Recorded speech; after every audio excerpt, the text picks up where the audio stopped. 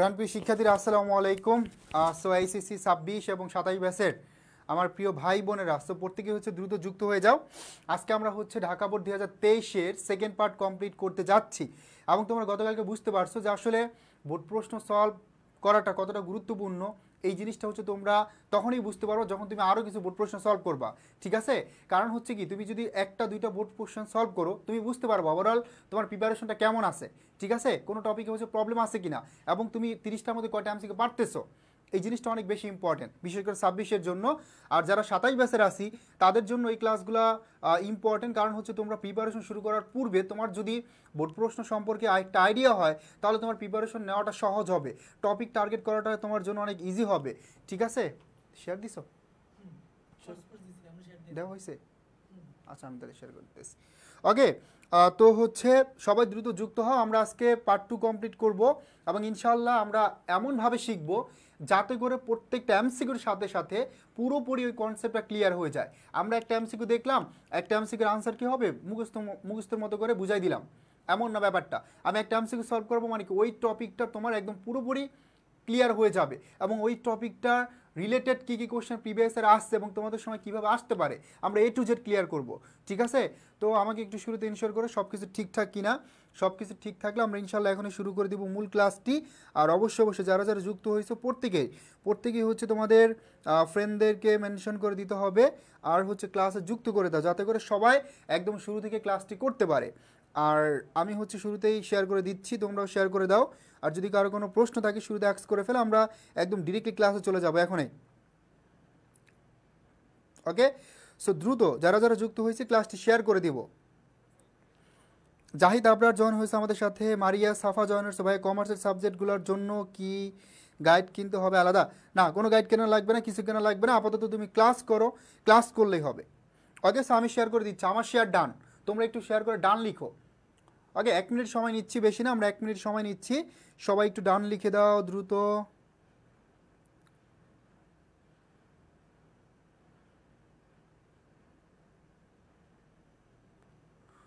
ওকে, so আমি 4-5টা গ্রুপে share করে দিলাম অলরেডি।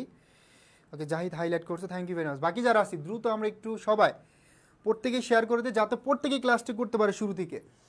সো এই ক্লাসগুলো যেহেতু ফ্রি দিচ্ছি তার মানে অবশ্যই তোমাদের রেসপন্স সর্বোচ্চ করতে হবে এবং এই ক্লাসগুলো থেকে তোমার কমন থাকবে। পাশাপাশি আমরা এমনভাবে কোশ্চেনগুলো সলভ করব যাতে করে এই টপিকে বা এই বোর্ডে যেই টপিক থেকে কোশ্চেন আসছে, যেই যে টার্ম থেকে আসছে একদম A to Z যাতে ক্লিয়ার হয়ে যায়। ওকে, দ্রুত সবাই একটু ভাইকে লিখো ডান, সবাই একটু ভাইকে ডান লিখো, যদি হচ্ছে শেয়ার করা হয়ে যায় ডান লিখো। প্রত্যেকে নিজের টাইমলাইনে জাস্ট একটা করে শেয়ার করো, 2জন ফ্রেন্ডকে মেনশন করে ক্লাসে যুক্ত করে দাও। তুমি ক্লাস করবে, তোমার ফ্রেন্ডও ক্লাস করবে।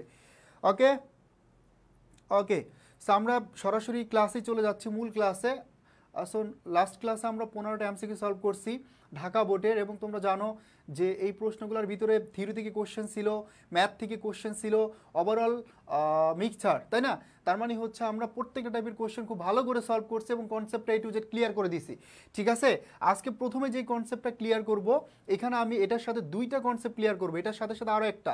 তো এই টার্মটা থেকে এমন কোনো ভোট নাই যে ভোটে তোমার একটা কোশ্চেন আসে নাই। প্রতি বছর দেখবা যে অলিক সম্পদ, ভুয়া সম্পদ বা মিথ্যা সম্পদ, এটা আর অস্পর্শনের সম্পদ, এই 2টা থেকে প্রশ্ন থাকবেই থাকবে, মাস্ট থাকবে, ঠিক আছে? তার মানে এই 2টা কনসেপ্ট থেকে কোশ্চেন থাকবেই থাকবে। এখন এই 2টা তুমি জাস্ট নোট করো, 1 মার্ক তোমার নিশ্চিত কমন থাকবে। তুমি যে কোনো ইউনিভার্সিটিতে পরীক্ষা দাও না কেন 1 মার্ক নিশ্চিত কমন থাকবে, ঠিক আছে? পাশাপাশি অ্যাডমিশনেও কমন থাকবে। ওকে, সো জাবির বিন শফিক হচ্ছে অলরেডি 2জন ফ্রেন্ডকে মেনশন করছি, thank you very much, thank you. পাশাপাশি হচ্ছে Maria Safa Jannat, so done, thank you very much. যারা যারা শেয়ার করো না শেয়ার করে দাও, আমরা একদম শুরু থেকে ক্লাসটা যাতে করতে পারি সবাই। ওকে, রেসপন্স কম, সবাই লাভ রিয়াকশন দেই, লাইভটিতে একটা রিয়াকশন দাও, একটা লাভ রিয়াকশন দাও, ঠিক আছে? আর হচ্ছে শেয়ার করো। মূল ক্লাসে চলে গেলে আর হচ্ছে বলবো না, কমার্সের শিক্ষার্থীরা বারবার বলা লাগে না, তাই না? ওকে, তো দেখো বলছে কোন গুচ্ছটি অলিক সম্পদ, তুমি একটাই শিখছো ভাই অলিক সম্পদ, আর বিকল্প নাম জানো না, তাহলে কিন্তু ধরা খাবে। তোমার হচ্ছে প্রত্যেকটা নামের বিকল্প নাম জানা লাগবে। যেমন ধরো অলিক সম্পদ, এই অলিক সম্পদের আরেকটা নাম হচ্ছে কাল্পনিক সম্পদ, এটার আরেকটা নাম কি বলতো, এটার আরেকটা নাম হচ্ছে কাল্পনিক সম্পদ, এটার আরেকটা নাম হচ্ছে কি ভুয়া সম্পদ, এটার আরেকটা নাম হচ্ছে কি মিথ্যা সম্পদ। এই যে বিকল্প নাম, কাল্পনিক সম্পদ, মিথ্যা সম্পদ, ভুয়া সম্পদ, তুমি যদি এতটুকু মনে রাখতে পারো ইনশাল্লাহ এক মার্ক এখান থেকে কমন থাকবে। ঠিক আছে, তার মানে হচ্ছে ভাই নিচের কোন গুচ্ছটি অলিক সম্পদ, বলতে পারে অলিক সম্পদ, তোমাদের সময় আসতে পারে যে কোন গুচ্ছটি কাল্পনিক সম্পদ, তোমাদের সময় আসতে পারে কোন গুচ্ছটি ভুয়া সম্পদ, কোন গুচ্ছটি মিথ্যা সম্পদ, এই জাস্ট এভাবে বিকল্প নাম আসতে পারে। ঠিক আছে, সবাই লাভ রিয়াকশন দিছো লাইভে? ওকে, এবার আসো, এবার আমরা ক্লিয়ার করবো ভাইয়া যে সম্পদের বাস্তব কোনো অস্তিত্বই নাই সেটা হচ্ছে কি কাল্পনিক সম্পদ, মিথ্যা সম্পদ, ভুয়া সম্পদ। তার মানে ভাই যে সম্পদের বাস্তব কোনো অস্তিত্ব নাই, যে সম্পদের বাস্তব কোনো অস্তিত্ব নাই সেটা হচ্ছে কি ভুয়া সম্পদ। ওকে, যে সম্পদের বাস্তব কোনো অস্তিত্ব নাই সেটা হচ্ছে কি ভুয়া সম্পদ। ওকে, এখন দেখো ভুয়া সম্পদ কোনগুলো আমরা এটা একটু ক্লিয়ার করব। বিশেষ করে হচ্ছে তোমার প্রাথমিক খরচাবলী, প্রাথমিক খরচাবলী, অবলেখকের কমিশন। তার মানে আমরা এখানে একটু লিখে দিচ্ছি এক্সাম্পলগুলো। প্রাথমিক খরচ, এই যে প্রাথমিক খরচ, এই প্রাথমিক খরচ বা ব্যয় একটা হবে, হ্যাঁ, প্রাথমিক খরচ বা ব্যয়, শেয়ার ভাট্টা, এই শেয়ার ভাট্টার আরেকটা নাম হচ্ছে ঋণপত্রের ভাট্টা, শেয়ার ভাট্টার আরেকটা নাম কি ঋণপত্রের ভাট্টা, এবং এটার আরেকটা নাম হচ্ছে ভাইয়া ঋণপত্রের ভাট্টা, এবং এটার আরেকটা নাম হচ্ছে কি বলতো শেয়ার ভাট্টা, এবং মনে হতে পারে অবলেখকের কমিশন। জাস্ট এক্সাম্পলগুলো মুখস্থ করো। আমি হচ্ছে এখানে অস্পর্শনের সম্পদটাও ক্লিয়ার করব। অবলেখকের কমিশন, তার মানে এই যে অবলেখকের কমিশন, এই কমিশনের আরেকটা নাম হচ্ছে দোস্তরি, তার মানে অবলেখকের কমিশন বা দোস্তরি, এগুলো হচ্ছে কি ভুয়া সম্পদ। তারপর হতে পারে বিলম্বিত বিজ্ঞাপন, এটাও কি একটা ভুয়া সম্পদ, বিলম্বিত বিজ্ঞাপন এটাও হতে পারে কি একটা ভুয়া সম্পদ। এই যে এইগুলো তোমরা হচ্ছে মুখস্থ করে ফেলবা। ঠিক আছে, হতে পারে গবেষণা ব্যয়, হতে পারে কারখানা স্থানান্তর ব্যয়, প্রত্যেকটাই হচ্ছে কি এখানে ভুয়া সম্পদ। বুঝতে পারছি? তারপর দেখো আমি যদি একটু অস্পর্শনীয় সম্পদ নিয়ে কথা বলি, কারণ এই দুইটার মধ্যে আমরা প্যাচ লাগাই ফেলি, এই দুইটা নিয়ে আমাদের একটা কনফিউশন, আমরা ঝামেলা ফেস করি। তার মানে অস্পর্শনীয় সম্পদ, এই অস্পর্শনীয় সম্পদ কোনটা, অস্পর্শনীয় সম্পদ কোনটা তাহলে ভাই? অস্পর্শনীয় সম্পদ কোনটা? যে সম্পদটা ধরা যায় না, ছোঁয়া যায় না, স্পর্শ করা যায় না, কিন্তু অর্থনৈতিক মূল্য আছে, এটাও হচ্ছে ভুয়া সম্পদ। ঠিক আছে মোহাম্মদ হোসেন, এটা হচ্ছে কি ভুয়া সম্পদ। তার মানে যে সম্পদটা ধরা যাবে না, ছোঁয়া যাবে না, স্পর্শ করা যাবে না, সেটা হচ্ছে ভুয়া সম্পদ, সেটা হচ্ছে অস্পর্শনীয় সম্পদ, কিন্তু এই সম্পদটার অর্থনৈতিক মূল্য থাকবে। তাহলে অস্পর্শনীয় সম্পদ অথবা ইনটেনজিবল অ্যাসেট কোনটা? তার মানে যে সম্পদটা ধরা যায় না, ছোঁয়া যায় না, স্পর্শ করা যায় না, কিন্তু অর্থনৈতিক মূল্য আছে, সেটা হচ্ছে কি অস্পর্শনীয় সম্পদ, সেটাই হচ্ছে কি অস্পর্শনীয় সম্পদ, সেটাই হচ্ছে কি অস্পর্শনীয় সম্পদ। ঠিক আছে, এটা ফ্রি ক্লাস, যাচ্ছে পরে ক্লাস নেওয়া যাবে না। ঠিক আছে, তার মানে ভাইয়া এই যে অস্পর্শনীয় সম্পদে কি অর্থনৈতিক মূল্য আছে, এটা হতে পারে সুনাম, এটা হতে পারে প্যাটেন্ট, এটা হতে পারে ট্রেডমার্ক, এটা হতে পারে গ্রন্থসত্ত্ব, এটা হতে পারে লেখসত্ত্ব। ঠিক আছে, তার মানে একসাথে খাতায় তোমার যে নোট খাতার আছে সুন্দর করে একটা দাগ দিবে মাঝামাঝি, এই পাশে রাখবা অস্পর্শনীয় সম্পদ, ডান পাশে রাখবা কি ভুয়া সম্পদ ও মিথ্যা সম্পদ, এক্সাম্পল সহকারে লিখবা। ইনশাল্লাহ তুমি যেখানে পরীক্ষাটা দাও, যে কোনো বোর্ডের শিক্ষার্থী হয়ে থাকো না কেন, যে কোনো বিশ্ববিদ্যালয়ে পরীক্ষা দাও, 1 মার্ক এখান থেকে কমন থাকবে, থাকবেই, মাস থাকবে। ঠিক আছে, বুঝতে পারছি? ক্লিয়ার? ওকে, তাহলে হচ্ছে আমরা এই যে কোন গুচ্ছের অলিক সম্পদ, এখানে আছে প্রাথমিক খরচাবলী এবং অবলেখকের কমিশন, কমিশনের পরিবর্তে আসতে পারে দোস্তরি। ঠিক আছে, ক্লিয়ার মাই ডিয়ার স্টুডেন্টস? বুঝতে পারছি?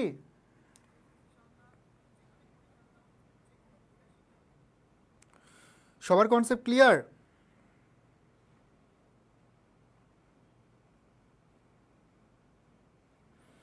সবার কনসেপ্ট ক্লিয়ার?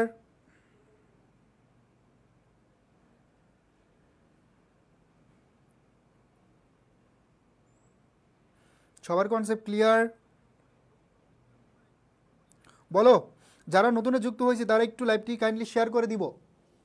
যারা যারা এখন যুক্ত হয়েছে সবাই কাইন্ডলি একটু শেয়ার করে দাও। এটা সবার ক্লিয়ার? 1 মার্ক এখান থেকে কমন, নিশ্চিত কমন থাকবে। ওকে, আমরা চলে যাচ্ছি পরবর্তীতে দেখো বলছে 17 নাম্বার, এখানে নিচের হিসাব সমীকরণের বর্ধিত রূপ কোনটা? হেলাল আনসার করতে হবে। ঠিক আছে, হিসাব সমীকরণের বর্ধিত রূপ কোনটা? তার মানে আমরা বর্ধিত রূপটা লেখার আগে মৌলিক হিসাব সমীকরণটা লিখি, a = l + ওই, তাই না ভাইয়া পুরা? এই যে ওই মানে মালিকানা সত্ত্ব, এই মালিকানা সত্ত্বের উপাদান কয়টা? এটার উপাদান 4টা, c + r - e - d। তাহলে ভাইয়া এই যে এটাই হচ্ছে কি বর্ধিত রূপ, এটাই হচ্ছে কি বর্ধিত রূপ। তার মানে বর্ধিত রূপটা হচ্ছে সম্পদ ইকুয়াল দায় যোগ হচ্ছে কি ক্যাপিটাল মানে মূলধন, রেভিনিউ মানে আয়, এক্সপেন্স এবং ড্রয়িং, এটা হচ্ছে কি হিসাব সমীকরণের বর্ধিত রূপ। এটা কি, এটা হচ্ছে বর্ধিত রূপ। Okay got it, thank you ভাইয়া। কালকের ক্লাসের রেকর্ড কোথায় পাবো? কেন হচ্ছে ক্লাসটা হচ্ছে পেজে আছে, পেজ থেকে দেখে নাও, পেজ থেকে দেখে নাও। ওকে আসসালামু আলাইকুম ভাইয়া, আম কামিং, হ্যাপি আক্তার। ওকে তো ঠিক আছে, এটা হচ্ছে কি বর্ধিত রূপ। তার মানে বর্ধিত রূপটা হচ্ছে কি এ ইকুয়াল এল প্লাস সি যোগ আর মাইনাস সি মাইনাস ডি। এখানে মনে রাখবে এতে হচ্ছে অ্যাসেটস, অ্যাসেটস মানে কি সম্পদ, তারপর হচ্ছে কি এল, এল হচ্ছে লায়াবিলিটি, লায়াবিলিটি মানে কি দায়, তারপর আছে কি ক্যাপিটাল, ক্যাপিটাল মানে মূলধন, মূলধনটা মালিকানার সাথে সাথে যোগ হবে, রেভিনিউ মানে কি আয়, এটা মালিকানার সাথে সাথে যোগ হবে, এক্সপেন্স এবং ড্রয়িংস এই দুইটা কি হবে বাদ হবে। ঠিক আছে ক্লিয়ার, এই দুইটা কি হবে, এই দুইটা হচ্ছে বাদ হবে। বুঝতে পারছি, বুঝতে পারছি ভাইয়া পুরা? ওকে বুঝতে পারলে আমরা এবার আনসার নিজেরা করি, দেখি কোনটা আনসার হবে। দেখো এ ইকুয়াল এল প্লাস সি যোগ আর নাই মাইনাস সি মাইনাস ডি, কিন্তু এখানে আয় আছে, আয় মানে কি এখানে আমরা লিখছি আর, ঠিক আছে আমরা লিখছি কি আর, আর এখানে তারা লিখছে কি আয়, আয় মানে কি ইনকাম, আর আর মানে কি রেভিনিউ, একই জিনিস। ঠিক আছে জাস্ট নামটা হচ্ছে কি চেঞ্জ করে দিছে, তাহলে এটা হচ্ছে না। দেখো এল প্লাস সি যোগ I minus C minus D, তাহলে এই যে এটা হচ্ছে কি রাইট, সম্পদ সমান সমান দায় যোগ ক্যাপিটাল যোগ রেভিনিউ, এক্সপেন্স মানে ব্যয়, ড্রয়িংস মানে উত্তোলন, এই দুইটা কি হবে বাদ হবে। তাহলে এটা হচ্ছে কি হিসাব সমীকরণের বর্ধিত রূপ। বুঝতে পারছি, এটা হচ্ছে হিসাব সমীকরণের বর্ধিত রূপ। ওকে সো কেউ কেউ হচ্ছে কি করতে পারি না, এখন আনসার করতে পারি না, কারণ কি এই যে এত ডিটেলস লিখে দিলাম তারপরে নিজেরা একটু বের করতে পারবো না, একদম কি মাথা নষ্ট হয়ে যাচ্ছে যে এত এত এলিমেন্টস যোগ বিয়োগ কাজ করতেছে না মাথা, এমন ব্যাপারটা একদম খুবই সহজ টার্ম থেকে আসছে, তাই না? ওকে তো আমরা হচ্ছে এইটুকু ক্লিয়ার করে ফেললাম বর্ধিত রূপটা। তারপর দেখো এখানে হতে পারে এই সমীকরণটা এ ইকুয়াল এল প্লাস পি, মনে করো অংশীদারি ব্যবসার ক্ষেত্রে আমরা এতক্ষণ যেটা শিখলাম এটা হচ্ছে এক মালিকানা ব্যবসার ক্ষেত্রে, এটা ছিল এক মালিকানা ব্যবসার ক্ষেত্রে। তারপর দেখো এটা হচ্ছে কি অংশীদারি ব্যবসার ক্ষেত্রে এ ইকুয়াল এল প্লাস পি মানে কি পার্টনারশিপ ইকুইটি মানে অংশীদারদের সত্ত্ব, এটাও সমীকরণটা রাইট। তারপর দেখো এ ইকুয়াল শুধুমাত্র এস ইও হতে পারে, এটা হচ্ছে কোম্পানি ব্যবসার ক্ষেত্রে, এসি মানে হচ্ছে শেয়ার হোল্ডার্স ইকুইটি মানে কি শেয়ার হোল্ডারদের সত্ত্ব। ঠিক আছে এ ইকুয়াল শুধুমাত্র ওই হতে পারে যখন কোম্পানির সম্পূর্ণ নিজস্ব মূলধন নিয়ে ব্যবসা শুরু করবে, তখন এটা কারেক্ট। এ ইকুয়াল শুধুমাত্র এল হতে পারে, এটাও কি কারেক্ট। এ মাইনাস এল ইকুয়াল ওই, এটাও কারেক্ট। এবং এ মাইনাস ও ইকুয়াল এল, এটাও কি কারেক্ট। তার মানে এখানে প্রত্যেকটা সমীকরণে কি কারেক্ট, আমরা একদম ডিটেলস লিখে দিলাম। বুঝতে পারছি? যারা এখন হচ্ছে লাইভটি শেয়ার করে না কাইন্ডলি একটু শেয়ার করে দাও, আর একটা করে রিয়াকশন দিয়ে দাও, লাভ রিয়াকশনস। সাবা যুক্ত হয়েছে আমাদের সাথে, সাবা রহমান কেমন আছেন ভাইয়া? আলহামদুলিল্লাহ ভালো আছে, ওয়ালাইকুম আসসালাম। ওকে সো দ্রুত লাভ রিয়াকশন দাও। সমীকরণটা ক্লিয়ার? এই যে দেখো তুমি যদি হচ্ছে শুধু এইটুকুই পড়তো যে সমীকরণের বর্ধিত রূপটা, আমরা একদম ডিটেলস শিখলাম। আগের কোশ্চেনটা আমরা সিরো ভুয়া সম্পদ, আমরা অয়েস পোর্শন সম্পদটাও শিখছি, তার মানে একদম কনসেপ্টটা কে টু জেড ক্লিয়ার হয়ে গেছে, তাই না? সেমনভাবে শিখতে হবে যাতে তোমার এই কনসেপ্টগুলো থেকে প্রিভিয়াস ইয়ারে যেই টাইপের প্রশ্ন আসছে তোমাদের সময় যেভাবেই দেখ এই টাইপের কোশ্চেনগুলো তুমি যাতে আনসার করতে পারো ইজিলি। ঠিক আছে তাহলে আমরা চেঞ্জ করব, পরবর্তী স্লাইডে যাব, পরবর্তী স্লাইডে চলে যাব। কিন্তু প্রবলেম থাকলে বলো, ডিটেলস আলোচনা করবো, সমস্যা নাই। যদি প্রবলেম থাকে আমাকে বলো। আগে আমরা চলে যাচ্ছি পরবর্তীতে, হিসাবের পাস বই কোনটি? যদি কোশ্চেনটা ভুল আসে, আমরা প্রত্যেকে জানি যে হিসাবের পাস বই হচ্ছে কি বলতো ব্যাংক বই। হিসাবের পাস বই কোনটা? হিসাবের পাস বইটা হচ্ছে মূলত ব্যাংক বই। ঠিক আছে হিসাবের পাস বই কোনটা? হিসাবের পাস বই হচ্ছে মূলত ব্যাংক বই। এবং এখানে আরেকটা কোশ্চেন মনে রাখবা, ব্যাংক সমন্বয় বিবরণী। এই ব্যাংক সমন্বয় বিবরণী কে তৈরি করেন? এই ব্যাংক সমন্বয় বিবরণী তৈরি করেন হচ্ছে ব্যাংক সমন্বয় বিবরণী তৈরি করেন কে? ব্যাংক সমন্বয় বিবরণী তৈরি করেন হচ্ছে আমানতকারী। কে তৈরি করেন? ব্যাংক সমন্বয় বিবরণী তৈরি করেন আমানতকারী। কে তৈরি করে ভাইয়া? ব্যাংক সমন্বয় বিবরণী তৈরি করেন আমানতকারী। ঠিক আছে এবং যদি প্রশ্ন আসে ব্যাংক সমন্বয় বিবরণী তৈরি করা হয় কিভাবে, এটা হচ্ছে হিসাব বিজ্ঞানের পূর্ণ প্রকাশ নীতি অনুসারে। কিভাবে ভাইয়া? হিসাব বিজ্ঞানের পূর্ণ প্রকাশ নীতি অনুসারে। তার মানে ব্যাংক সমন্বয় বিবরণীটা তৈরি করা হিসাব বিজ্ঞানের পূর্ণ প্রকাশ নীতি অনুসারে। ক্লিয়ার? এবং আরও একটা প্রশ্ন আমরা এখান থেকে শিখতে পারি ভাইয়া, সেটা হচ্ছে ব্যাংক সমন্বয় বিবরণী, এটা হিসাব বিজ্ঞানের কোনো হিসাব নয়, এটা জাস্ট একটা তালিকা বা বিবরণী। এটা হচ্ছে কি জাস্ট তালিকা বা বিবরণী, এটা হচ্ছে একটা তালিকা বা বিবরণী। এবং আমরা আরও একটা পয়েন্ট এখান থেকে শিখতে পারি, সেটা হচ্ছে ব্যাংক সমন্বয় বিবরণীর মূল উদ্দেশ্য হচ্ছে ব্যাংক বই এবং পাস বই। এই ব্যাংক বই অথবা পাস বই আর হচ্ছে নগদান বই, ব্যাংক বই এবং নগদান বই, এই দুইটার বইয়ের মধ্যে ব্যালেন্স মিল করা, এই ব্যালেন্স মিলকরণটা হচ্ছে মূল উদ্দেশ্য, ঠিক আছে? ব্যালেন্স মিলকরণটা হচ্ছে কি এখানে মূল উদ্দেশ্য। কয় বছর পরে ক্লাসে আসলাম আবু সুফিয়ান? ওকে, সো ক্লিয়ার? তাহলে দেখো আমরা এখানে শিখলাম হিসাবের পাস বই হচ্ছে ব্যাংক বই, এবং ব্যাংক বই তৈরিকরণকে ব্যাংক কর্তৃপক্ষ, পাস বই বা ব্যাংক বই তৈরিকরণ ব্যাংক কর্তৃপক্ষ, নগদান বই তৈরি করেন আমানতকারী। এবং মনে রাখতে হবে যে এটা তৈরি করা হয় ব্যাংক সমন্বয় বিবরণী তৈরি করা হিসাব বিজ্ঞানের পূর্ণ প্রকাশ নীতি অনুসারে। আর তৈরিকরণকে আমানতকারী এটা জাস্ট একটা বিবরণী বা তালিকা। ব্যাংক সমন্বয় বিবরণীর মূল উদ্দেশ্য হচ্ছে নগদান বই এবং ব্যাংক বই এই দুইটা বইয়ের ব্যালেন্স কি করা, সমান করা, ব্যালেন্স কি করা, মিল করা। তার মানে ব্যালেন্স মিল করাটা হচ্ছে কি এখানে মূল উদ্দেশ্য। মোহাম্মদ হোসেন, বুঝতে পারছি? তার মানে ব্যালেন্স মিল করাটা হচ্ছে কি এখানে হিসাব বিজ্ঞানের মূল বা প্রধান উদ্দেশ্য।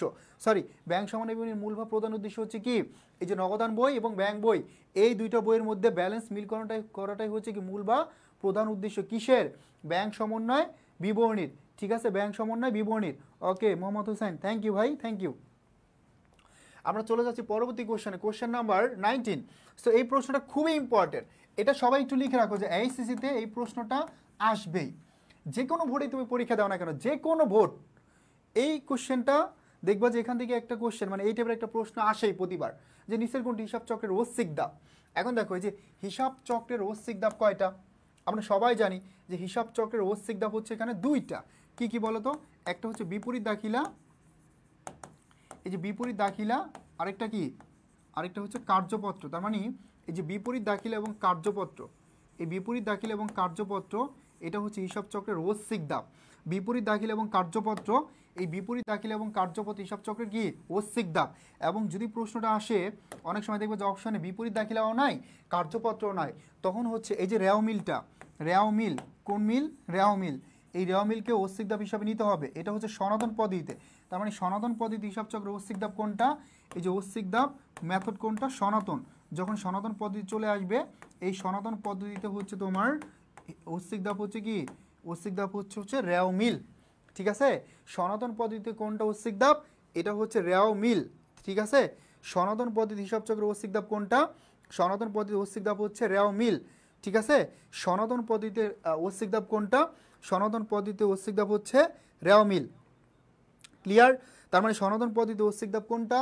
সনাতন পদ্ধতি ঐচ্ছিক ধাপ হচ্ছে রেও মিল। এছাড়া এই হিসাব চক্রে রেও মিল ব্যবহার করা হয় 3 বার। হিসাব চক্রে রেও মিল ব্যবহার করা কথা হয় 3 বার। দেখো একটা হচ্ছে শুধু রেও মিল, তার মানে 3 বার ব্যবহার করা হয় রেও মিল। তারপর হচ্ছে সমন্বিত রেও মিল, রেও মিল, তারপর হচ্ছে সমন্বিত রেও মিল, ঠিক আছে? এবং হচ্ছে সমাপনী পরবর্তী রেও মিল। যদি প্রশ্নটা আসে সমাপনী পরবর্তী রেও মিল, যদি প্রশ্ন আসে হিসাব চক্রে রেও মিল কতবার ব্যবহার করা হয়? হিসাব চক্রে রেও মিল ব্যবহার করা হয় কতবার? 3 বার। হিসাব চক্রে রেও মিল কতবার ব্যবহার করা হয়? 3 বার। হিসাব চক্রে রেও মিল কতবার ব্যবহার করা হয়? 3 বার। হিসাব চক্রে রেও মিল কতবার ব্যবহার করা হয়? 3 বার, ঠিক আছে? তার মানে হিসাব চক্রে রেও মিল ব্যবহার করা হয় 3 বার। ক্লিয়ার?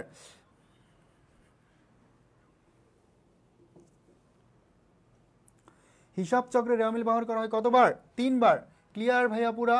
তো এখানে যতটুকু লিখলাম এছাড়া মনে রাখবা হিসাব চক্রের বা আধুনিক হিসাব চক্রের ধাপ কয়টা? আধুনিক হিসাব চক্রের ধাপ হচ্ছে 9টা। আধুনিক হিসাব চক্রের ধাপ কয়টা? আধুনিক হিসাব চক্রের ধাপ হচ্ছে 9টা। এবং সনাতন পদ্ধতি হিসাব চক্রের ধাপ কয়টি? সনাতন পদ্ধতি হিসাব চক্রের ধাপ হচ্ছে 5টি। সনাতন পদ্ধতি হিসাব চক্রের ধাপ কোনটি? 5টি। এখানে প্রশ্ন আসবে নিচের কোনটি হিসাব চক্রের প্রথম ধাপ, কোশ্চেন আসবে নিচের কোনটি হিসাব চক্রের শেষ ধাপ, ঠিক আছে? অনেক সময় এটা তোমাকে ডিসিশন নিতে হবে যে অ্যাকচুয়ালি তুমি কোন মেথড অ্যাপ্লাই করতেছো, সনাতন নাকি হচ্ছে আধুনিক। এটা বেস করতে, এটা ডিসিশন নিতে হবে হচ্ছে অপশন দেখে। বুঝতে পারছি? ওকে, বুঝতে পারলে আমরা চলে যাব পরবর্তী কোশ্চেনে, কোশ্চেন নাম্বার 20। এখন দেখো এই প্রশ্নটা চমৎকার একটা প্রশ্ন। এটা যদিও হচ্ছে রেও মিলের ভুল থেকে আসছে। বলছে 750 টাকার একটি লেনদেন 570 টাকায় লিখা হলো, এটা কোন ধরনের ভুল? ভাইয়া লিখতে ভুল করছে, তার মানে এটা কি ভুল? এটা হচ্ছে লেখার ভুল। জাহিদ আবরার লিখছে 5টি, yes, thank you very much Zahid, thank you. তাহলে এই যে যেটা করছে এটা হচ্ছে মূলত লেখার ভুল। এটা কি ভুল? লেখার ভুল। আমরা প্রত্যেকেই জানি, মনে করো 400 টাকার জায়গায় লিখে ফেলছে 4000 টাকা, এটা কি লেখার ভুল। মনে করো 50,000 টাকার জায়গায় ভুল করে লিখছে 5000 টাকা, এটা কি ভুল? লেখার ভুল। 1,00,000 টাকার জায়গায় ভুল করে লিখছে কত টাকা, 10,000 টাকা। এটা কি ভুল, এটা হচ্ছে লেখার ভুল। এটা কি ভুল, এটা হচ্ছে লেখার ভুল, তার মানে লিখতে ভুল করছে। এছাড়া আমরা হচ্ছে বিশেষ করে পেইড বেসে একদম ধরে ধরে তোমাদেরকে শেখাইছি যে অ্যাকচুয়ালি তোমার কিভাবে এই যে ভুলগুলো আছে রেওয়া মিলের প্রত্যেকটা ভুল কোনটার কি হবে। বিশেষ করে আমরা শিখাইছিলাম এভাবে যে প্রথমত হচ্ছে রেওয়া মিলের ভুল দুই ধরনের, একটা হচ্ছে একতরফা ভুল, একটা হচ্ছে দুতরফা ভুল, ঠিক আছে। তার মানে একতরফা ভুলগুলো হচ্ছে মূলত যোগ বিয়োগের ভুল, তারপর হচ্ছে গাণিতিক ভুল, কার্যের ভুল, যেগুলা রেওয়া মিল কোনো প্রভাব ফেলে। আর দুতরফা ভুল হচ্ছে মূলত দুই ধরনের, একটা নীতিগত ভুল, একটা করণিক ভুল, ঠিক আছে। এভাবে লিখে দিয়েছিলাম, মনে আছে তো।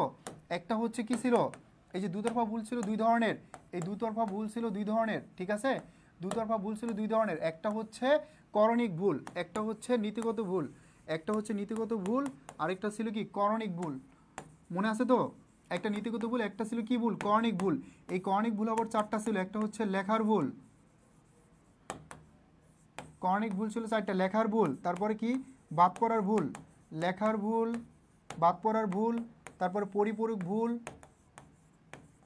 এবং হচ্ছে ছিল কি খতিয়ান ভুক্তির ভুল, এবং কি ছিল খতিয়ান ভুক্তির ভুল, এবং কি ছিল খতিয়ান ভুক্তির ভুল, এবং কি ছিল খতিয়ান ভুক্তির ভুল, ঠিক আছে। খতিয়ান ভুক্তির ভুল ছিল। ক্লিয়ার, বুঝতে পারছি সবাই, ক্লিয়ার। এখন দেখো এইগুলো আমরা ডিটেলস আলোচনা করতে গেলে সময় লাগবে, বাট এগুলো আমরা কি করছি একদম ডিটেলস আলোচনা করছি। একটু জাস্ট সামারাইজ করবো। এই যে দেখো এই নীতিগত ভুলটা কি ভাই, নীতিগত ভুলটা হচ্ছে মূলধন জাতীয় ব্যয়কে তুমি যখন মুনাফা জাতীয় ব্যয় হিসেবে লিখে ফেলবা, দ্যাটস ইট। মূলধন জাতীয় ব্যয়কে যখন মুনাফা জাতীয় ব্যয় হিসেবে লিখবা সেটা নীতিগত ভুল। এই যে দেখো লিখার ভুল, লিখতে ভুল করলে, যেটা আমরা একটু আগে এক্সাম্পল দিয়ে শিখাইলাম, লিখতে ভুল করছে। তারপরে কি বাদ পড়ার ভুল, বাদ পড়ার ভুলটা হচ্ছে কোনো লেনদেন একদম ডিরেক্টলি সরাসরি হিসাবের বই থেকে বাদ পড়ে গেছে, সেটা হচ্ছে কি বাদ পড়ার ভুল। তারপরে আছে পরিপূরক ভুল, একটি ভুল দিয়ে যখন আরেকটা ভুল সংশোধন হয়ে যাবে, একটি ভুল দিয়ে যখন আরেকটি ভুল সংশোধন হয়ে যাবে সেটা পরিপূরক ভুল। আর খতিয়ান ভুক্তির ভুলটা হচ্ছে সমজাতীয় হিসাব, এক হিসাবের টাকা যখন আরেক হিসাবে লিখে ফেলবা, এক হিসাবের টাকা যখন আরেক হিসাবে লিখে ফেলবা, তখন সেটা হয়ে যাবে কি, তখন সেটা হয়ে যাবে ভাইয়া খতিয়ান ভুক্তির ভুল। Got it my dear students, বুঝতে পারছি সবাই, ক্লিয়ার, হ্যাপি, ক্লিয়ার, ওকে। তার মানে হচ্ছে এই যে ভুলগুলা, এই ভুলগুলো তোমার এই ভুল থেকে একটা প্রশ্ন থাকবেই। তার মানে সেমভাবেই ভুল থেকে একটা কোশ্চেন তোমাদের থাকবে থাকবে থাকবে, মাস্ট থাকবে, ওকে। সো এবার আমরা ভাট্টা থেকে একটা প্রশ্ন সলভ করবো ভাইয়া পুরা, এবং ভাট্টা থেকে কোশ্চেন খুবই ইম্পর্টেন্ট। তোমরা জানো যে ভাট্টা থেকে প্রতি বছর একটা কোশ্চেন আসতেছে। এই যে আমি যেখানে বলতেছি এখান থেকে প্রশ্ন আসবে, মাস্ট কমন থাকবে, 100% কমন থাকবে এখান থেকে। দেখবে যে এই টার্মগুলো থেকে যে কোনো বোর্ডে মানে প্রশ্ন করলে এখান থেকে বা এই টার্মগুলো থেকে কোশ্চেন করবেই, মাস্ট, এখান থেকে কোশ্চেন আসবেই, মাস্ট, ঠিক আছে। তো আমরা দেখো এখানে দেখাবো তোমাদেরকে 10 দিনের মধ্যে পরিশোধ করলে মিস্টার আলিফ কত টাকা ভাট্টা পাবে। তাহলে কি চাইছে প্রশ্নে, যে মিস্টার আলিফ কত টাকা ভাট্টা পাবে, ঠিক আছে, মিস্টার আলিফ কত টাকা ভাট্টা পাবে এটা চাইছে। তাহলে আমরা আলিফের ভাট্টার পরিমাণটা বের করবো। এই যে দেখো এখানে তোমাদের যে কন্ডিশন দেওয়া আছে 2/10, একটা শর্ত দেওয়া আছে না 2/10, তার মানে এটা দ্বারা কি বোঝায় 10 দিনের মধ্যে পরিশোধ করলে, এই যে 10 দিনের মধ্যে পরিশোধ করলে, 10 দিনের মধ্যে পরিশোধ করলে, এই 10 দিনের মধ্যে পরিশোধ করলে 2% ভাট্টা পাবে, ঠিক আছে।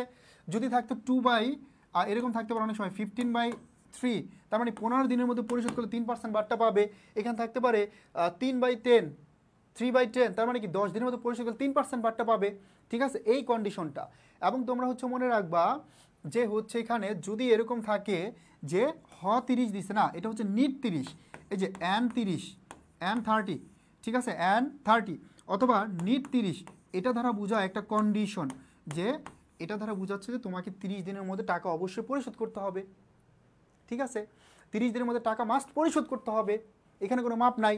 তার মানে টাকা অবশ্যই কী করতে হবে, পরিশোধ করতে হবে, বুঝতে পারছি। তার মানে ভাইয়া পুরা এখানে বলছে যে ভাট্টার পরিমাণ কত, কত টাকা ভাট্টা পাবে।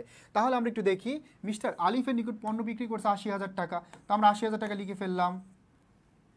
মিস্টার আলিফের নিকট 5 তারিখে মে মাসের পণ্য ফেরত আসছে 10,000, তার মানে 10,000 টাকার পণ্য ফেরত আসছে, আমরা 10,000 মাইনাস করলাম, মাইনাস করলে কত আসে 70,000 টাকা। এই 70,000 টাকার উপর এখন কি ভাট্টা পাবে এটা আমরা দেখব।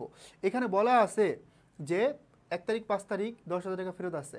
এখন দেখো যদি সে 10 দিনের মধ্যে টাকা পরিশোধ করে তাহলে 2% বাট্টা পাবে। এখন আমাদের ওই মানে পরবর্তী স্লাইডে যাওয়া লাগবে, সেখানে কন্ডিশনটা দেওয়া আছে যে সে 10 দিনের মধ্যে বাট্টা পরিশোধ করছে, মানে টাকা পরিশোধ করছে, তাহলে সে কি করবে 2% বাট্টা পাবে। তার মানে 10 দিনের মধ্যে পরিশোধ করলে সে 2% বাট্টা পাবে। এই যে 70,000 টাকা 2% বাট্টা যদি আমি বের করি কত হয়, 7 দুগুণে 14, তাহলে কত হয় 1400 টাকা। এই 1400 টাকা সে এখানে কি বাট্টা পাবে। তার মানে সে যেহেতু হচ্ছে তার কন্ডিশনের মধ্যে টাকাটা পরিশোধ করছে, তার মানে সে 2% বাট্টা পাবে। এখন এখানে কিন্তু লেখা ছিল না এই স্লাইডে, পরবর্তী স্লাইডে লেখা আছে, বুঝতে পারছি, পরবর্তী স্লাইডে লেখা আছে, কোনো প্রবলেম নাই। পরবর্তী স্লাইড দেখলে তোমরা বুঝতে পারবা যে সেখানে লেখা আছে যে ভাট্টার পরিমাণ কত, সে 10 দিনের মধ্যে টাকা পরিশোধ করছে। যেহেতু 10 দিনের মধ্যে টাকা পরিশোধ করছে তাহলে অবশ্যই সে কী করবে, ভাট্টা পাবে। বুঝতে পারছি ভাইয়া পুরা? 1400 টাকা, একজন লিখছে 1600 টাকা, নো 1600 হবে না। কেন 1600 হবে, এখানে দেখো 5 তারিখে কি করছে, পণ্য ফেরত আসছে 10,000 টাকা। যেহেতু পণ্য ফেরত আসছে তার মানে এই ফেরতটা কি করতে হবে, বাদ দিতে হবে, মাস্ট বাদ দিতে হবে। যেহেতু ফেরত আসছে তার মানে এটা বাদ দিতে হবে, ঠিক আছে, ফেরত আসছে বাদ দিতে হবে। এবং সে এই যে 10 দিনের মধ্যে টাকা পরিশোধ করছে, দ্যাটস ওয়াই সে ভাট্টা পাবেই পাবে। যেহেতু পরিশোধ করছে তার মানে সে অবশ্যই ভাট্টা পাবে। যেহেতু পরিশোধ করছে তার মানে সে অবশ্যই ভাট্টা পাবে। যেহেতু পরিশোধ করছে তার মানে সে অবশ্যই ভাট্টা পাবে।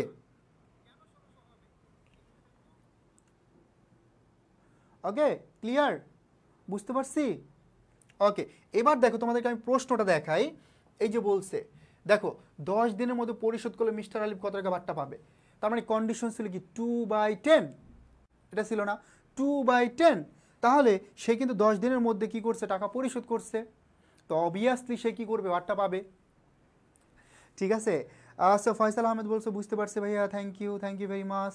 লামিশা জাহান 14,000 লিখছো, নো এটা 14,000 না 1400 হবে, হ্যাঁ এটা 1400 টাকা হবে। এবার আমরা পরবর্তী কোশ্চেনটা দেখি। পরবর্তী কোশ্চেনে কি আছে, 22 বলছে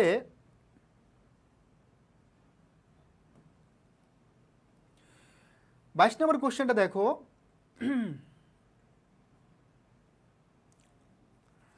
10 দিন পর পরিশোধ করলে আলিফকে কত টাকা পরিশোধ করতে হবে। 10 দিন পর যদি পরিশোধ করে, দেখো 10 দিন পর পরিশোধ করলে সে কিন্তু কোনো ভাট্টা পাবে না। 10 দিন পর পরিশোধ করলে মিস্টার আলিফ কত টাকা পরিশোধ করতে হবে। এখন সে যদি 10 দিন পর পরিশোধ করে তাহলে সে কিন্তু কোনো ভাট্টা পাবে না, তখন তার কি করতে হবে, পুরো টাকা পরিশোধ করে দিতে হবে। ঠিক আছে, তখন তাকে পুরো টাকা পরিশোধ করতে হবে। নুরু লিখছো clear, thank you. Bishal Das thank you, বুঝছি ভাইয়া। শফিক বলছে thank you, dear students got it. ওকে,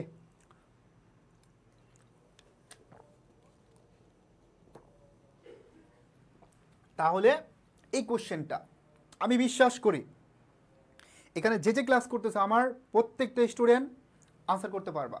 কারণ কি, এখানে বলা আছে 10 দিন পর পরিশোধ করলে কত টাকা পরিশোধ করতে হবে। দেখো 10 দিন পর যদি পরিশোধ করো তাহলে ওই যে কন্ডিশন দেওয়া ছিল ভাটটা কি পাবা না, সম্পূর্ণ টাকায় পরিশোধ করতে হবে।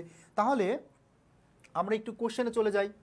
কোশ্চেনে কি ছিল, এই যে কোশ্চেনে ছিল হচ্ছে যে পণ্য বিক্রি করছে 80,000 টাকা, 10,000 ফেরত আসছে, আর যে কন্ডিশন দিয়েছিল এই কন্ডিশন ফিল আপ করে নাই, তার মানে তাকে পরিশোধ করতে হবে কত টাকা ছিল, বিক্রি করছে 80,000 টাকা, 10,000 টাকার পণ্য ফেরত, তাহলে বাদ দিলে কত হয়, বাদ দিলে হয় 70,000 টাকা। এই 70,000 টাকা কি তাকে পরিশোধ করতে হবে, সে কোনো বাট্টা পাবে না। তাহলে তাকে পরিশোধ করতে হবে কত টাকা, 70,000 টাকা, সে কোনো বাট্টা পাচ্ছে না। বুঝতে পারছি, সে কোনো বাট্টা তাহলে কি করবে না, পাবে না, সে কোনো বাট্টা এখানে পাবে না। ক্লিয়ার? আনাস্তাসিয়া নাসিয়া বলো ক্লিয়ার কিনা, জাবির বিন শফিক, লামিশা জাহান, তাহলে কি এখানে সে কোনো বাট্টা পাবে না, তাকে সম্পূর্ণ টাকা পরিশোধ করতে হবে। যদি ওই তারিখের মধ্যে হতো তাহলে সে বাট্টা পেত। বুঝতে পারছি, তাহলে সে কি করতো, বাট্টা পেত। ওকে, আমরা চলে যাচ্ছি পরবর্তীতে, সাধারণ সঞ্চিতি কোন ধরনের হিসাব। সিম্পল একটা কোশ্চেন চলে আসছে। এই যে সাধারণ সঞ্চিতি, এই সঞ্চিতির আমরা কোন হিসাবের মধ্যে দেখাই, পারবো বলতে? সিম্পল হিসাব। দেখো তুমি বহির্দায়, এই যে বহির্দায় জিনিসটা কি, বহির্দায়টা হচ্ছে, বহির্দায়টা কি, বহির্দায়টা হচ্ছে তোমার চলতি দায় এবং স্থায়ী দায় দুইটাই আসবে। তার মানে চলতি এবং দীর্ঘমেয়াদী দুইটা দায় মিলে কি হয়, বহির্দায়। তাহলে অভ্যন্তরীণ দায় কোনগুলা, মালিকানা সত্ত্বটা, চলতি দায়, যে দায়গুলো কি করতে হয় 1 বছরের মধ্যে পরিশোধ করতে হয়, মেয়াদকাল 1 বছরের মধ্যে সীমাবদ্ধ, ঠিক আছে, সেগুলো হচ্ছে কি তোমার, সেগুলো হচ্ছে তোমার চলতি দায়। দীর্ঘমেয়াদী দায়, যে দায়গুলোর পরিশোধ করতে একাধিক বছরে গিয়ে 4 বছর 5 বছর মেয়াদকাল থাকে, সেটা হচ্ছে কি, সেটা দীর্ঘমেয়াদী দায়। তাহলে এই সাধারণ সঞ্চয় কোনটার মধ্যে যাবে? এই সাধারণ সঞ্চয়তে যাবে হচ্ছে মালিকানা সত্ত্ব বিবরণী, অথবা এটার নাম হচ্ছে কি মূলধন, এই যে মূলধন সত্ত্ব বিবরণী, ঠিক আছে। তারপরে বলতে পারো অনার্স ইকুইটি স্টেটমেন্ট, হ্যাঁ, অনার্স ইকুইটি স্টেটমেন্ট, তার মানে যে কোনোটাই হতে পারে, বুঝতে পারছি, তার মানে যে কোনোটাই হতে পারে, বুঝতে পারছি ভাইয়া পুরা ক্লিয়ার? ওকে, ক্লিয়ার, সবার কনসেপ্ট ক্লিয়ার?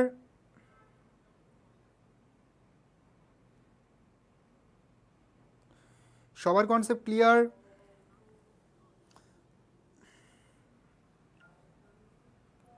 এলমা এত লেট করে জয়েন করছো কেন? এলমা তো কালকে একদম শুরু থেকে ক্লাস করছো।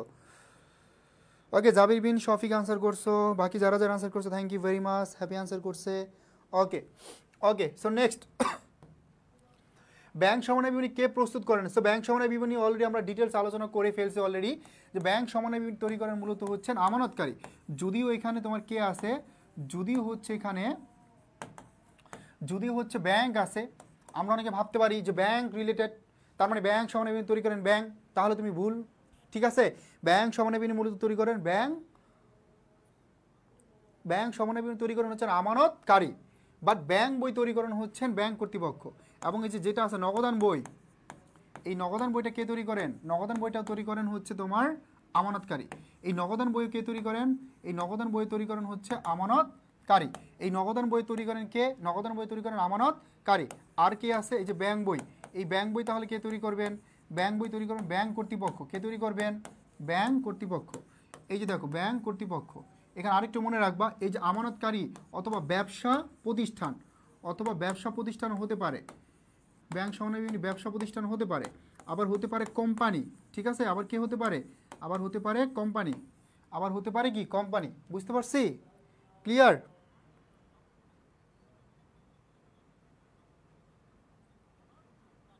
শোনো, এই জিনিসগুলো খেয়াল করতে হবে। তুমি যদি এই ভুলগুলো করো, এই ভুলগুলো যদি তোমার থেকে যায়, তাহলে ভাই এই যে এত পড়তেছো, দেখো এত কষ্ট করতেছো, এত সময় দিচ্ছ, এত টাইম ইনভেস্ট করতেছো, আলটিমেটলি লাভ হচ্ছে না। লাভ হচ্ছে? কোনো লাভ হচ্ছে না। পরীক্ষার হলে তুমি ভুল করতেছো। এই জন্য যতটুকুই তুমি পড়তেছো, ওই পড়াটা যাতে হচ্ছে ইফেক্টিভ হয়। এবং তুমি অবশ্যই যখন কোশ্চেন আনসার করবা, যখন এক্সাম দিবা, তখন খুব ভালো করে কী করো, প্রশ্নগুলো দেখবা, অনেক মনোযোগ দিবা, মনোযোগ দিয়ে দেখবা যেখানে নয় না এই জিনিসগুলো আছে কিনা। এখানে যদি নয় না এগুলো থাকে, অবশ্যই ভালো করে খেয়াল করে তারপরে ওইটা আনসার করবা অপশনগুলো দেখে, ঠিক আছে। আমাদের সাথে তামিম যুক্ত হয়েছে। তামিম কিন্তু আমাদের গত বছরের শিক্ষার্থী। আচ্ছা, তামিম আমার ক্লাসে চলে আসছে, গ্রেট। তামিম কিন্তু পাবলিক ইয়ার, হ্যাঁ। তো দেখো, আমাদের হচ্ছে এমন শিক্ষার্থী আছে অনেকেই যারা মানে আমাদের ক্লাস এত ভালো লাগে, ঠিক আছে। এরা হচ্ছে দেখবা যে আমরা যখনই ক্লাস নেই তখনই তারা ক্লাসে চলে আসে, একবারের জন্য হলেও তারা এসে খোঁজ খবর নেয়, ভাইয়া কেমন আছেন, ঠিক আছে। সো এটা আমাদের অর্জন, এটা আমাদের অ্যাচিভমেন্ট, এটা আমাদের শিক্ষার্থীর সাথে আমাদের ভালোবাসা। স্যার আপনাদের অফলাইন ব্যাচ নাই? জাবির বিন শফিক, অফলাইন ব্যাচ আছে, তবে কমার্সের জন্য নাই, ঠিক আছে। কমার্সের জন্য এখনও ওপেন করে নাই। সো অফলাইন ব্রাঞ্চ এই বছর থেকে শুরু হয়েছে এডুকেশনের, ইনশাআল্লাহ নেক্সটে তোমরা অফলাইনেও পাবে আমাদেরকে, কোনো প্রবলেম নাই, ঠিক আছে। ওকে, সো ব্যাংক জমাতিরিক্তের উত্তোলন ধারা কি বোঝায়? এই ব্যাংক জমাতিরিক্তের উত্তোলন ধারা কি বোঝায় ভাই? ব্যাংক জমাতিরিক্তের উত্তোলন ধারা কি বোঝায়? আমরা জানি যে নগদান বইয়ের ব্যাংক কলামের ক্রেডিট উদ্বৃত্ত, এটাও ব্যাংক জমাতিরিক্ত। আর নগদান বইয়ের ব্যাংক কলামের ডেবিট উদ্বৃত্ত মানে হচ্ছে কি ব্যাংক জমা, এটা মানে কি, এটা হচ্ছে ব্যাংক জমা, ঠিক আছে। তারপর ব্যাংক বিবরণী ডেবিট উদ্বৃত্ত, তাহলে ব্যাংক বিবরণী ডেবিট উদ্বৃত্ত মানে ব্যাংক জমাতিরিক্ত। তার মানে 1 এবং 3 কে এখানে কারেক্ট, 1 এবং 3 কে এখানে কারেক্ট, ঠিক আছে। 1 এবং 3 নাম্বারকে এখানে কারেক্ট আনসার, 1 এবং 3 হচ্ছে কি এখানে, তাহলে কারেক্ট হচ্ছে কি 1 এবং 3। কারণ কি জানো, আমরা হচ্ছে জানি যে এই যে নগদান বইয়ের ডেবিট ব্যালেন্স, এই নগদান বইয়ের ডেবিট ব্যালেন্স মানে হচ্ছে ব্যাংক জমা, নগদান বইয়ের ডেবিট ব্যালেন্স মানে হচ্ছে কি ব্যাংক জমা। আর ব্যাংক বইয়ের কি হবে তাহলে? ব্যাংক বইয়ের হবে ক্রেডিট ব্যালেন্স, ব্যাংক জমা, ঠিক আছে। আবার নগদান বইয়ের ক্রেডিট ব্যালেন্স মানে ব্যাংক জমাতিরিক্ত, আর ব্যাংক বইয়ের কি ডেবিট ব্যালেন্স, বিপরীত হবে জাস্ট, এটা তোমরা জানো।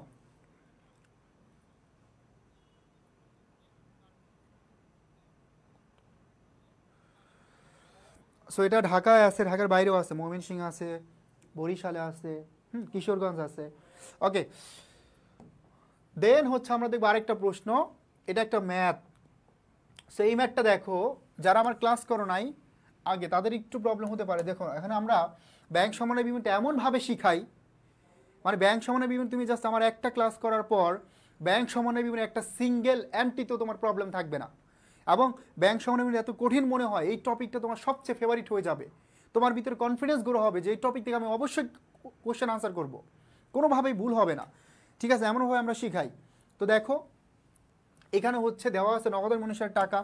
তো নগদান মনীষার টাকা দেওয়া আছে কত টাকা, এই যে নগদান মনীষার টাকা দেওয়া আছে কত, 30,000।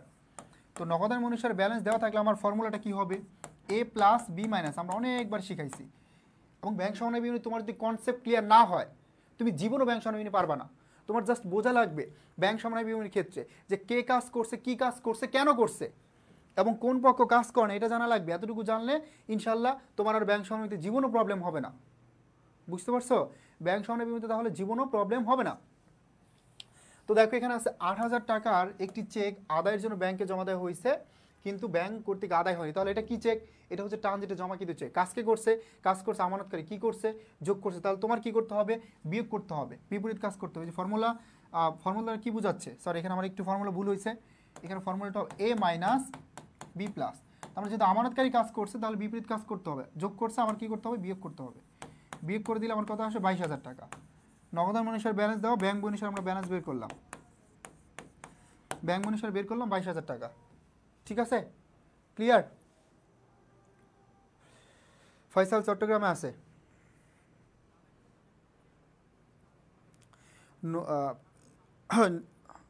হ্যাঁ এটা হচ্ছে তুমি পেজে পাবে, পেজে আছে। দেখো গতকালকে ক্লাস হয়েছে, একটু জাস্ট স্ক্রল করে নিচের দিকে যাও, নিচের দিকে গেলেই দেখতে পাবে, একটু স্ক্রল করে নিচের দিকে গেলেই দেখতে পাবে। আমরা এটা করবো না, এটা হচ্ছে ভুল আছে কোশ্চেনটা। দেন 28 নম্বর প্রশ্নটা সবাই একটু দেখো, এখানে বলছে যন্ত্রপাতি সংস্থাপন মজুরিকে মজুরি হিসাবে ডেবিট করলে কোন ধরনের ভুল। দেখো এই যে যন্ত্রপাতি সংস্থাপন মজুরি, এই যন্ত্রপাতি সংস্থাপন মজুরি এটা হচ্ছে মূলত একটা মূলধন জাতীয় ব্যয়। এটা কি, এটা হচ্ছে মূলধন জাতীয় ব্যয়, এটা হচ্ছে মূলত মূলধন জাতীয় ব্যয়। এই মূলধন জাতীয় ব্যয়টাকে লিখছে কি হিসাবে, মজুরি হিসাবে। মজুরিটা কি ছিল, মুনাফা জাতীয় ব্যয়। তার মানে এই যে মূলধন জাতীয় ব্যয়কে যখন মুনাফা জাতীয় ব্যয় হিসাবে লিখে ফেলবে তখন সেটা কি হবে, সেটা হয়ে যাবে তোমার নীতিগত ভুল। সেটা কি ভুল, সেটা হবে নীতিগত ভুল। বুঝতে পারছি, তার মানে মূলধন জাতীয় ব্যয়কে যখন মুনাফা জাতীয় ব্যয় হিসাবে লিখে ফেলবে সেটা হয়ে যাবে নীতিগত ভুল।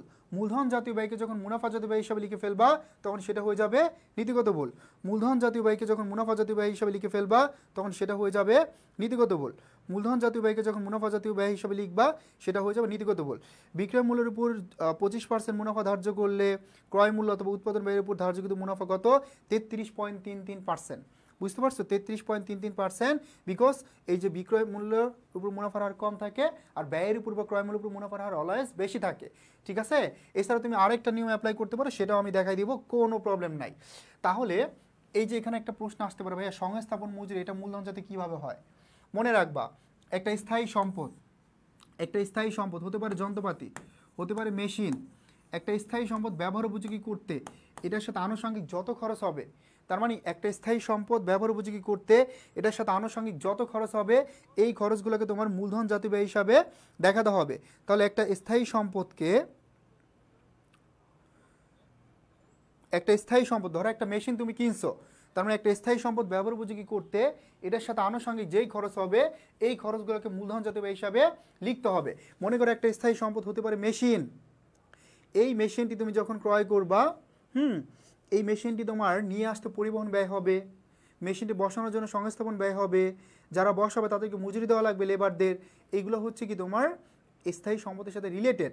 দ্যাটস ওয়াই বলতে পারি আমরা একটা স্থায়ী সম্পদ ব্যবহার উপযোগী করতে এটার সাথে আনুষঙ্গিক যত খরচ হবে এই খরচগুলোকে মূলধন জাতীয় ব্যয় হিসাবে অন্তর্ভুক্ত করতে হবে। তাহলে এই যে মূলধন জাতীয় ব্যয়কে লিখছে মুনাফা জাতীয় ব্যয় হিসাবে, এটা কোন ধরনের ভুল, এটা হচ্ছে নীতিগত ভুল।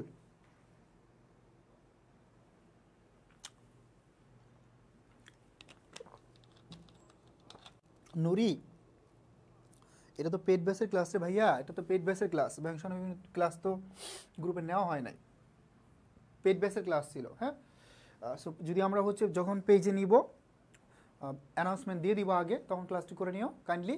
এখন তো যদি তুমি পেড বেসের শিক্ষার্থী হও তাহলে করতে পারবা, ওয়েবসাইট থেকে করে নিতে পারবা, আর পেড বেসের না হলে তো কোনো ওয়ে নাই, ঠিক আছে। ওকে 28 দেখো এখানে বলছে কি যন্ত্রপাতির সংস্থাপন মজুরিকে মজুরি হিসাবে, এটা তো আমরা করলাম, তাই না। সমাপনী মজুত পণ্য রেওয়া মিলের কোথায় অন্তর্ভুক্ত করা হয়? দেখো সমাপনী মজুত পণ্য রেওয়া মিলে কোথায় অন্তর্ভুক্ত করা হয় বলছে। এখন নিট ক্রয়ের উদ্যোগ থাকলে, বিক্রিত পণ্যের ব্যয় থাকলে, মোট লাভ দেওয়া থাকলে, এখন দেখো বলছে সমাপনী মজুত পণ্য রেওয়া মিলের কখন অন্তর্ভুক্ত হয়। আমরা জানি সমাপনী মজুত পণ্য রেওয়া মিলে যায় না, এই সমাপনী মজুত পণ্য রেওয়া মিলে যায় না, সমাপনী মজুত পণ্য রেওয়া মিলে যায় না, সমাপনী মজুত পণ্য রেওয়া মিলে যায় না। কিন্তু ভাইয়া যদি হচ্ছে বিক্রিত পণ্যের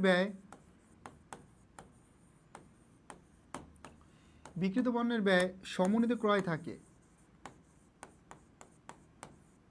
তাহলে রেওয়া মিলে যাবে। তার মানে এই বিক্রিত পণ্যের ব্যয় এবং সমন্বিত ক্রয় থাকলে এই সমাপনী মজুত পণ্যের রেওয়া মিলে যাবে। কেন যাবে? প্রথমে আমাদের ক্লিয়ার করতে হবে যে সমাপনী মজুত পণ্যটা আসলে কি। এই সমাপনী মজুত পণ্যটা হচ্ছে ভাইয়া, সমাপনী মজুত পণ্যটা হচ্ছে প্রারম্ভিক মজুত পণ্যের অব্যবহৃত অংশ। প্রারম্ভিক মজুত পণ্যের যতটুকু বিক্রয় হয় না, অবিক্রয়কৃত অংশ বা অব্যবহৃত অংশটাই হচ্ছে সমাপনী মজুত পণ্য। তার মানে প্রারম্ভিক মজুত পণ্যের যতটুকু হচ্ছে আমার বিক্রয় হয় না, যতটুকু আমার কি করে যায় বছর শেষের থেকে যায়, সেটা হচ্ছে সমাপনী মজুত পণ্য। তাহলে আমি যখন বিক্রিত পণ্যের ব্যয় ক্যালকুলেশন করব তখন কিন্তু সমাপনী মজুত পণ্য বাদ দেওয়া হয়। দ্যাটস ওয়াই এই বিক্রিত পণ্যের ব্যয় থাকলে সমাপনী মজুত পণ্য রেওয়া মিলে যাবে। একইভাবে সমন্বিত ক্রয় থাকলে রেওয়া মিলে সমাপনী মজুত পণ্য যাবে। কেন যাবে? কারণ সমন্বিত ক্রয় যখন আমি বের করতেছি তখন কি সমাপনী মজুত পণ্য বাদ দিচ্ছি। দ্যাটস ওয়াই এই দুইটা থাকলে রেওয়া মিলে সমাপনী মজুত পণ্য যাবে, ঠিক আছে। এখন দেখো এখানে আছে একটা বিক্রিত পণ্যের ব্যয়, তার মানে একটা তো আনসার নাই, হবে দুইটা। মোট লাভ দেওয়া থাকলে এই ক্ষেত্রেও কি রেওয়া মিলে সমাপনী মজুত পণ্য যাবে, কারণ মোট লাভ নির্ণয় করতে হলে তোমার বিক্রিত পণ্যের ব্যয় বাদ দিতে হয় বিক্রয় থেকে, আর বিক্রিত পণ্যের ব্যয় থেকে আবার সমাপনী মজুত পণ্য বাদ দিতে হয়। দ্যাটস ওয়াই এই যে মোট লাভ এবং বিক্রিত পণ্যের ব্যয় দুইটাই, তার মানে কি 2 এবং 3, এই যে 2 ও 3, তাহলে এখানে কারেক্ট আনসার, ঠিক আছে। বিশাল বলছো কেউ কে খুলনার আসো কেউ ঢাকার কে আছে এখানে?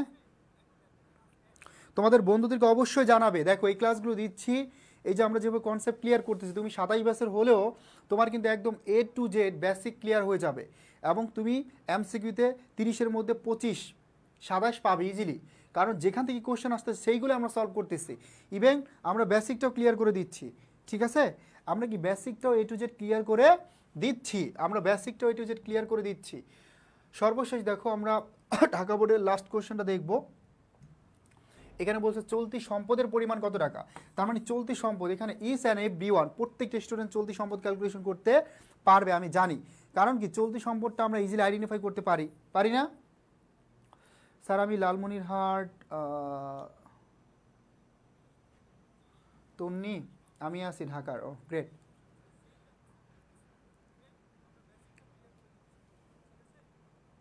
ও অনেকেরই তো, অনেকে হচ্ছে ঢাকার বাইরের অনেক স্টুডেন্ট আমাদের এখানে ক্লাস করে। ঢাকার যারা আসো এডুকেশন অফিসে চলে আসতে পারো। ওকে, তো দেখো চলতি সম্পদ তো আমরা সবাই জানি এবং 9-10 থেকে শিখে আসছি, তাই না। চলতি সম্পদ নিয়ে আশা করি কারো কোনো প্রবলেম হবে না। তো দেখো এখানে হচ্ছে মূলধন, এটা কি চলতি সম্পদ? নো। দেনাদার, এটা কি একটা চলতি সম্পদ? তাহলে আমরা শুরুতে লিখে ফেললাম দেনাদার 14,000 টাকা। তারপর আছে দেখো এখানে নগদ, এটা একটা চলতি সম্পদ, কত টাকা? 8,000 টাকা। তাহলে নগদ আমি লিখলাম 8,000। পাওনাদার একটা চলতি দায়, এটা আসবে না। সমাপনী মজুত পণ্য, এটা কি একটা চলতি সম্পদ, কত টাকা? 2,000 টাকা। তাহলে কত হয়? 8 আর 2 10, 24,000 টাকা। এই 24,000 টাকা তাহলে তোমার কি হবে? এই যে 24,000 টাকা এখানে তাহলে তোমার হবে চলতি সম্পদ। তার মানে চলতি সম্পদ কত পেলাম আমি? চলতি সম্পদ পেলাম আমি কত? চলতি সম্পদ পেলাম এখানে আমি 24,000 টাকা, ঠিক আছে। তোমার নেট প্রবলেম হয়তো, এখানে হচ্ছে সব কিছু ঠিকঠাক আছে।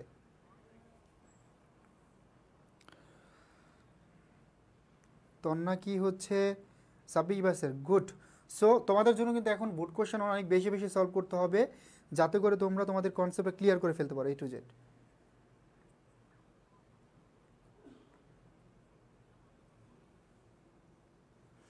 ওকে, নুরি আনসার করছো 2400 টাকা, গুড। 24,000 টাকা, ইয়েস। বাকি যারা আছে দেখো, অনেক সময় তোমাকে বলবে যে কার্যকরী মূলধন কত, চলতি অনুপাত কত। এই যে কার্যকরী মূলধন যদি বলে, কার্যকরী মূলধন কত, এই কার্যকরী মূলধন যদি বলে তাহলে কত হবে, এই কার্যকরী মূলধন বললে তোমার কি করতে হবে, চলতি সম্পদ, এই চলতি সম্পদ থেকে বাদ দিতে হবে কি বলো তো, কার্যকরী মূলধন বলে চলতি সম্পদ থেকে বাদ দিতে হবে চলতি দায়, চলতি সম্পদ থেকে বাদ দিতে হবে কি চলতি দায়, চলতি সম্পদ থেকে বাদ দিতে হবে কি চলতি দায়, চলতি সম্পদ থেকে বাদ দিতে হবে কি তাহলে চলতি দায়। ঠিক আছে, এই কার্যকরী মূলধনের আরেকটা নাম কি জানো, এটার আরেকটা নাম হচ্ছে চলতি মূলধন, কার্যকরী মূলধন অথবা চলতি মূলধন। তো বিভিন্নভাবে প্রশ্ন আসতে পারে, ঠিক আছে, আসতে পারে তরল সম্পদ। এই তরল সম্পদ, তরল সম্পদ কোনগুলা, যে সম্পদগুলো যত তাড়াতাড়ি নগদ টাকা রূপান্তর করা যায়, যেমন মনে করো নগদ, এটা একটা তরল সম্পদ, তারপরে ব্যাংক, এটা একটা তরল সম্পদ, তারপর হতে পারে তোমার দেনাদার, এটা কি একটা তরল সম্পদ, ঠিক আছে, এটা কি একটা তরল সম্পদ। তারপরে ধরো এখানে আরও আসতে পারে প্রাপ্য হিসাব, তারপরে হচ্ছে মনে করো অনাদায়ী আয়, অনাদায়ী আয়, তারপরে ধরো সমগ্র মজুত পণ্য, অগ্রিম খরচ, এইগুলো হচ্ছে কি তরল সম্পদ। ঠিক আছে, ওকে। সো বিশাল এই নম্বর আনসার করছো, থ্যাংক ইউ ভেরি মাচ। বাকি যারা যারা আনসার করতে পারিনি তারা কি এটা ক্লিয়ার? দেখো এই টাইপের প্রশ্নগুলোতে তোমাকে অনেক বেশি ইনফরমেশন দিবে, এখানে অনেক বেশি এক্সট্রা ইনফরমেশন থাকবে, অনেক বেশি কি থাকবে, অনেক বেশি হচ্ছে এক্সট্রা ইনফরমেশন থাকবে, বাট তোমার যা প্রয়োজন তুমি সেটা নিয়ে কি করবা, আনসার করবা।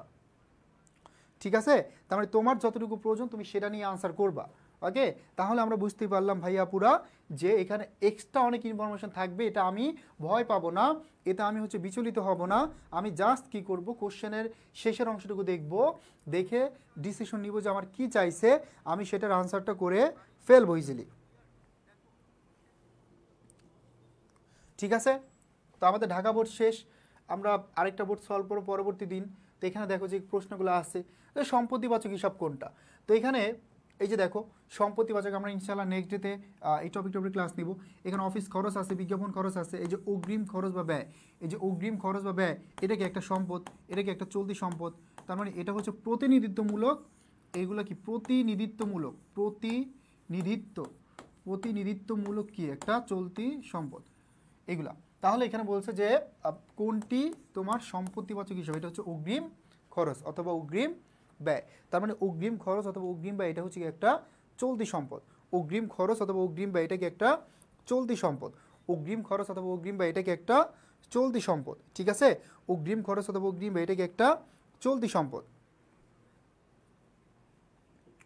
অগ্রিম খরচ অথবা অগ্রিম ব্যয় এটা কি একটা চলতি সম্পদ। আমরা ইনশাল্লাহ নেক্সট ডেতে এই টপিকগুলোর উপরে ক্লাস নিব।